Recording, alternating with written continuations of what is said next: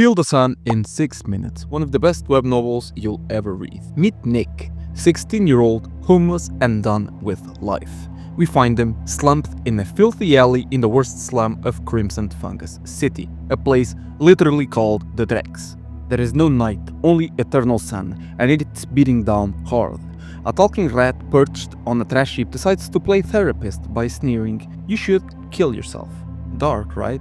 That's the opening line of Kill the Sun, and it drags you into despair from the first moment. Why is everything awful? Because Earth went through an apocalypse thousands of years ago and never recovered. Horrifying monsters called Specters showed up and brought humanity to its knees. Civilization has crumbled and rebuilt over and over, and now people survive in scattered cities under the shadow of these supernatural predators.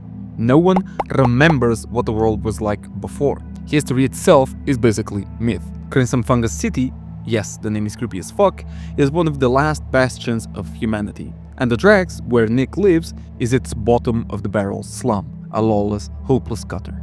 Yet Nick hasn't given up without a fight. Despite growing up in hell, literally, he spent years training for one shot at a better life, the Zephyx Extractor exam. In this world, extractors are elite hunters who capture specters and harvest their powers, one of the most prestigious and dangerous jobs around. Passing the exam could vault Nick out of the slums and give him a real purpose and shot at life. He is an orphan, by the way. And guess what? He passes. It's the first good thing to ever happen to him. And then it immediately goes wrong. The authorities discover Nick is tainted. This means he somehow bonded with a mysterious specter years ago and already carries a specter power. Because here to become an extractor and the power system is basically you extracting powers from specters. Instead of being impressed, the officials slam the door in Nick's face. He gets disqualified, branded a freak, and left with his dreams crushed on the spot. Basically, his powers are he is 5 times stronger when nobody is looking. Then, Nick hits rock bottom again and is ready to give up. But then, Winter Melfian walks up into that alley and gives him an offer. Winter is a mysterious young man from a wealthy family, and he doesn't see Nick's tainted past as a curse. In fact, he sees potential. Winter's got his own problems, a hefty inheritance on the line, and he needs an extractor to pull off a crazy plan. If the official system won't have Nick, Winter figures they'll just make their own path. He offers Nick a deal.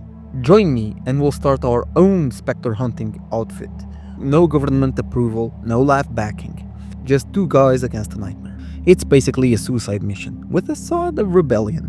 But Nick has nothing left to lose, so of course he says yes. Winter and Nick team up to create an underground specter extraction business, basically a DIY monster hunting startup. They even come up with a name for their rogue enterprise, Dark Dream, because why not make it sound as metal as possible? And as a private Zephyx manufacturer, Dark Dream lets them capture specters and extract their powers on their own terms. And once they capture specters, they put them in a cage, and they make the specters generate suffering, and when they do, they release Zephyx. And Zephyx is the currency of the world. It's what makes everything work. Electricity, everything. And at last, Nick has a purpose, using the very curse that got him shunned to fight back against the horrors ruling the world. Now, with Winter, he takes steps into the darkness with a spark of hope. And that's only the early journey of Kill the Sun. It's just the early chapters. In the world of despair, we got a man trying to figure out his place in the world. And it's a fucking gem. It's one of the best novels you'll ever read, so stay tuned and give it a shot.